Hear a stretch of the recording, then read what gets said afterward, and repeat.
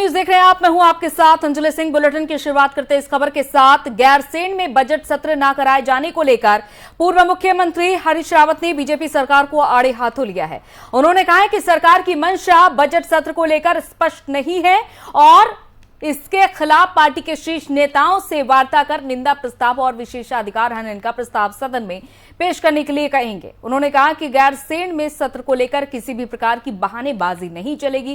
गैरसैंण में विधानसभा का बजट सत्र न करना विधानसभा का अपमान है, साथ ही जनता की भावनाओं का भी अपमान है। बजट सत्र यदि गैरसैंण में नहीं हो पाता है तो आगे भी कोई सत्र वहां होगा, इस पर भी संशय है। कुछ दुख, कुछ गुस्सा, 10 बहाने बनाकर अंत में श्री पुष्कर सिंह धामी सरकार ने बजट सत्र देहरादून में ही आयोजित करने का फैसला किया। बड़े बहाने बनाए गए गैरसैंण में जाने के। दो ऐसे महारथी जो अपने को राज्य आंदोलन का पुरोधा कहते हैं, उन्होंने 4 धाम यात्रा के संचालन का बहाना बनाकर गैरसैंण में सत्र न होने की वकालत की।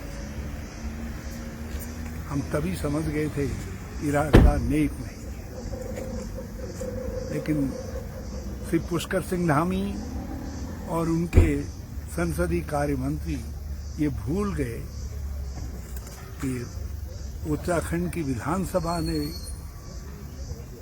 संकल्प पारित किया है, प्रस्ताव पारित किया है कि बजट सत्र हमेशा गैरसैंण में होगा जब तक वस्तुतः पूरी राजधानी गैरसैंण में नहीं चली जाती, वहां से संचालित नहीं होती। और उस पवित्र काम को आगे बढ़ाने की आवश्यकता है, लेकिन अब बजट सत्र गैरसैंण में नहीं होगा। और बजट सत्र ही नहीं बल्कि इस वर्ष शायद ही गैरसैंण में विधानसभा का सत्र होगा। तो ऐसी स्थिति में मैं नेता प्रतिपक्ष से आग्रह करना चाहूँगा, विरोध पक्ष के विधायक गणों से आग्रह करना कि वो धामी सरकार के खिलाफ मानहानि, विधानसभा की अवहेलना का, विशेषाधिकार के हनन का प्रस्ताव लेकर के आए, बल्कि नियमों के तहत वो निंदा प्रस्ताव भी राज्य सरकार के खिलाफ लेकर के आ सकते। जनता तो निंदा कर ही रही है, विधानसभा को भी पहले दिन ही राज्य सरकार की निंदा करनी चाहिए कि उन्होंने विधानसभा की अवहेलना की और मुख्यमंत्री और संसदीय कार्य मंत्री के खिलाफ विशेषाधिकार हनन का प्रस्ताव। और उदयपुर में राष्ट्रीय स्तर के चिंतन शिविर के बाद उत्तराखंड कांग्रेस का नवसंकल्प क्रियान्वयन शिविर शुरू हो गया है। उत्तराखंड नवसंकल्प क्रियान्वयन शिविर 2 दिनों के लिए आयोजित किया जा रहा है। इसमें पार्टी के वरिष्ठ नेता शिरकत करेंगे और इसी कड़ी में आज कांग्रेस प्रदेश अध्यक्ष करण माहरा, पूर्व विधायक हीरा सिंह बिष्ट, राज्यसभा सांसद प्रदीप टमटा और पूर्व विधायक संजीव आर्य भी क्रियान्वयन शिविर में शामिल हुए हैं। और इसके अलावा बीते रोज देहरादून पहुंचे कांग्रेस के प्रदेश प्रभारी देवेंद्र यादव ने भी उत्तराखंड नवसंकल्प क्रियान्वयन शिविर में भाग लिया। शिविर का शुभारंभ कांग्रेस प्रदेश प्रभारी देवेंद्र यादव, नेता प्रतिपक्ष यशपाल आर्य और कांग्रेस प्रदेश अध्यक्ष करण माहरा ने दीप प्रज्वलित करके किया।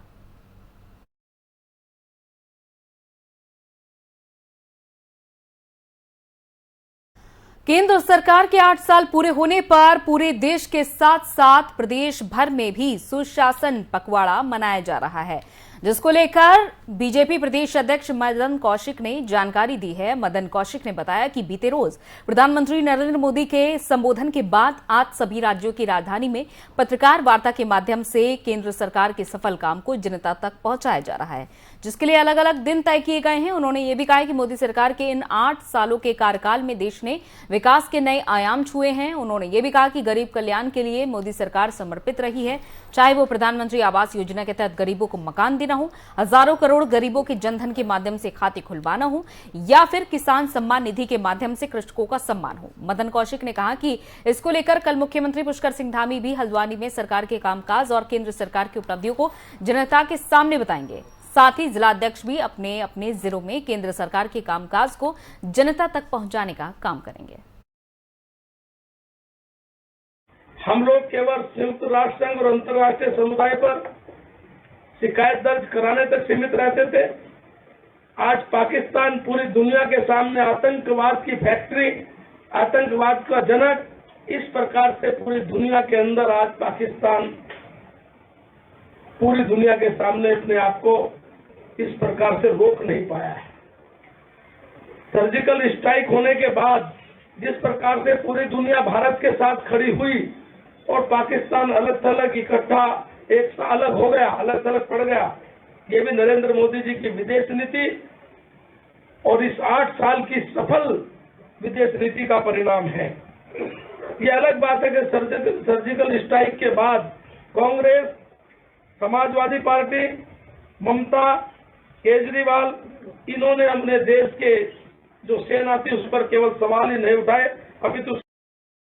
और उत्तराखंड में 2 जगहों पर रक्षा संपदा कार्यालय खोलने की मंजूरी मिल गई है। देहरादून और रानीखेत में डीईओ ऑफिस को मंजूरी मिलने पर सैनिक कल्याण मंत्री गणेश जोशी ने रक्षा मंत्री राजनाथ सिंह और रक्षा मंत्री अजय भट्ट का आभार जताया है। सैनिक कल्याण मंत्री गणेश जोशी ने कहा कि ये अत्यधिक हर्ष का विषय है कि देवभूमि और सैन्य भूमि उत्तराखंड के प्रति हमारे केंद्रीय नेतृत्व के असीम प्रेम के परिणाम स्वरूप उत्तराखंड राज्य में 2 डीईओ खुलने जा रहे हैं। मैं रक्षा राज्य मंत्री अजय भट्ट और रक्षा मंत्री को इस सैन्य भूमि और वीर भूमि के समस्त सैनिकों और पूर्व सैनिकों और अन्य लोगों की ओर से धन्यवाद करता हूं। देखिए, इसके लिए मैं अपने रक्षा राज्य मंत्री अजय भट्ट जी का विशेष आभार व्यक्त करता हूँ कि जिनके प्रयासों से ये संभव हो पाया है। अभी तक हमारे गढ़वाल और कुमाऊं के लोगों को जो रक्षा संपदा से संबंधित जो कार्य थे उनके लिए मेरठ जाना पड़ता था, जो कि काफी दिक्कत का काम था। आज माननीय भट्ट जी के प्रयासों से एक कार्यालय देहरादून और एक रानीखेत में खोलने के आदेश हो गए हैं। शीघ्र ही ये कार्यालय अपना काम शुरू करेंगे और इससे निश्चित ही जो लैंड से संबंधित जो सेना के काम है उनका निदान होगा।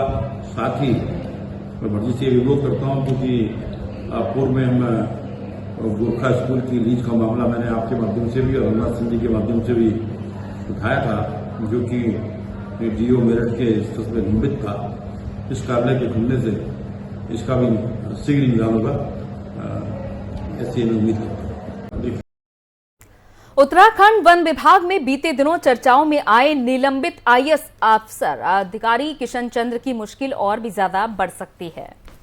सरकार ने उन्हें तमाम अनियमितताओं और जांच के बाद निलंबित किया था, जिसके बाद उत्तराखंड वन प्रमुख विनोद कुमार सिंघल ने भी विभागीय जांच करवाई, जिसके बाद इस पूरे मामले की जांच के लिए सीएजी को पत्र भी लिखा गया और इस पूरे मामले की अपने स्तर से जांच करवाने के लिए भी वन प्रमुख ने कहा। मामले की गंभीरता को देखते हुए सीएजी से भी इस पूरे मामले को हाथों हाथ लिया है। अब विनोद कुमार सिंघल सहित विभाग से इस मामले के तमाम कागजात मांगे हैं।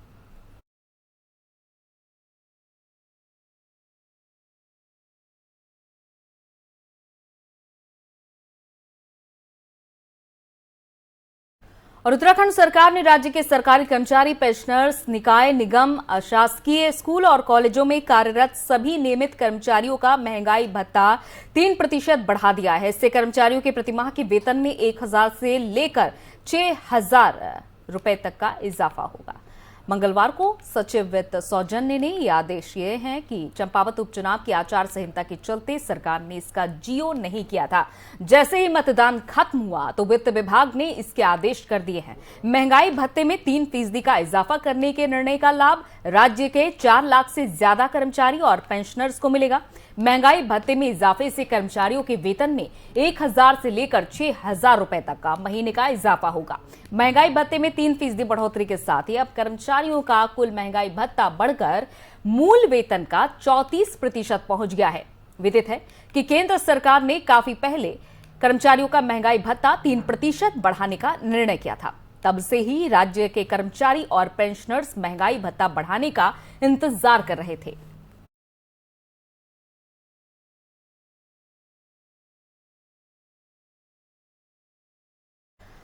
और खबर उधम सिंह नगर के खटीमा से है। यूपी उत्तराखंड सीमा पर 17 मील चौकी क्षेत्र के अंतर्गत पोलीगंज के पास ग्राम रघुलिया में अवैध रूप से मिट्टी खनन का कार्य धड़ल्ले से चल रहा है, जहां खनन कारोबारी विभिन्न संसाधनों के माध्यम से प्रशासन की आंखों में धूल झोंकते हुए बेखौफ नजर आ रहे हैं। वहीं कारोबारी प्रतिदिन लाखों का राजस्व चूना लगा रहे हैं और इसके साथ ही मनमाने तरीके से खनन करके क्षेत्र को आपदा प्रभावित बनाने में भी लगे हुए हैं। खनन कारोबारियों पर प्रशासन की भी पैनी और लगातार कार्रवाई के बाद भी निडर खनन कारोबारी अपनी आदत से बाज नहीं आ रहे हैं। आपको बता दें कि विगत दिनों खटीमा की पीलीभीत रोड बंडिया क्षेत्र में निरीक्षण करने जा रहे खटीमा एसडीएम की गाड़ी को खनन की ट्रैक्टर ट्रॉली ने जोरदार टक्कर मारकर क्षतिग्रस्त कर दिया था, जिसमें एसडीएम सहित अन्य कर्मचारी बाल बाल बच गए थे। इससे प्रतीत होता है कि निडर और बेखौफ खनन कारोबारियों को प्रशासन और कानून का जरा भी खौफ नहीं है।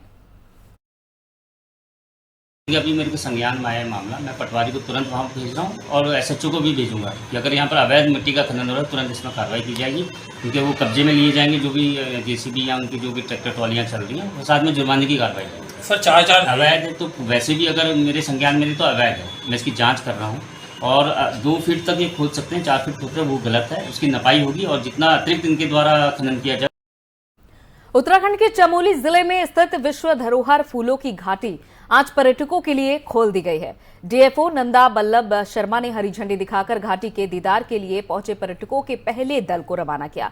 फूलों की घाटी हर साल 1 जून को खुलती है और 31 अक्टूबर को बंद कर दी जाती है। घाटी में 500 से ज्यादा फूलों की प्रजातियों के फूल खिलते हैं।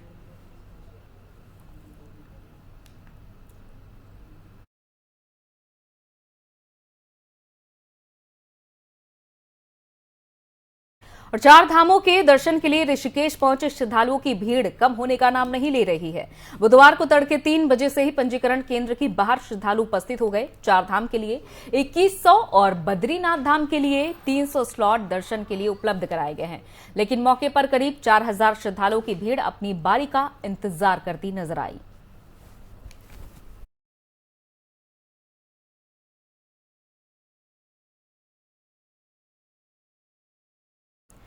केदारनाथ पैदल ट्रैक पर घोड़े खच्चरों के साथ क्रूरता पर 2 संचालकों के विरुद्ध मुकदमा दर्ज किया गया है। इनमें एक बीमार खच्चर से तीर्थयात्रियों को सफर करा रहा था तो दूसरा ज्यादा वजन लाद कर यात्रा मार्ग पर ले जा रहा था। केदार घाटी में घोड़े खच्चरों की मौत पर 2 दिन पहले राज्य सरकार ने सख्ती के निर्देश दिए थे। इसी के तहत यहां अभियान चलाया गया।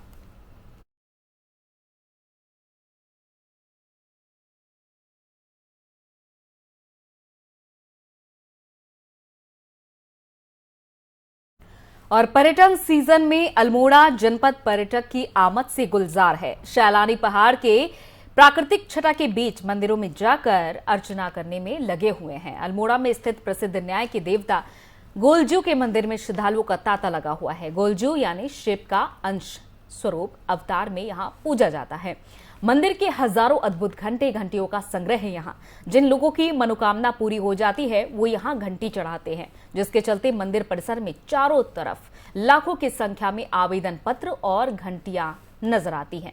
बताया जाता है कि इस मंदिर का निर्माण चंद वंश के एक सेनापति ने 12वीं शताब्दी में करवाया था।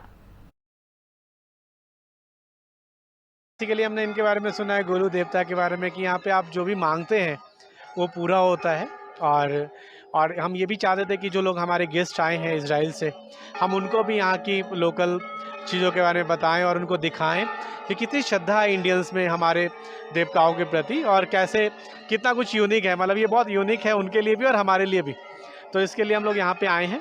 तो गोल देवता है, न्याय के देवता कहे जाते हैं। चंपावत इनका गढ़ रहा है। चंपावत से ये जब अल्मोड़ा राजधानी शिफ्ट हुई तब चितई में भी आए थे। जहाँ जहाँ ये गए वहाँ उन्होंने दरबार लगाया और दरबार को न्याय के दरबार के नाम से जाना जाता है। तो गोल देवता की ये महिमा है कि ये न्याय संगत, मतलब ऐसा न्याय करते हैं जो दोनों पक्षों के लिए समान रूप से होता है। और भक्त अपनी मनोकामनाएं, तरह तरह की मनोकामना, कोई कहता है मेरा बालक पास हो जाए, कोई कहता है मुझे पुत्र प्राप्ति हो। उसके बाद से यहाँ लोग बहुत से तरह तरह की प्रकार की मनोकामना होगी, चिट्ठियाँ हो गई, और पोस्ट ऑफिस चितई में चिट्ठियाँ आती है तो मंदिर समिति की तरफ से यहाँ चढ़ा दी जाती हैं। तो लोगों के अंदर से मान्यता होगी चिट्ठी लगानी चाहिए जिससे मनोकामना पूरी होती है, और होना भी चाहिए क्योंकि एक आस्था का भाव जुड़ जाता है। ये भक्त और भगवान के बीच की बात होती है। और श्रीनगर शहर से 4 किलोमीटर दूर चामधार के पास देर रात एक कैप्सूल ट्रक अनियंत्रित होकर 100 मीटर नीचे झील में जा गिरा। बताया जा रहा है कि वाहन में ट्रक चालक के अलावा कोई और सवार नहीं था। हादसे की जानकारी मिलते ही एसडीआरएफ की टीम मौके पर पहुंची, जिसके बाद देर रात रेस्क्यू ऑपरेशन चलाया गया। लाख कोशिशों के बाद भी चालक का दलदल में कुछ भी पता नहीं चल सका।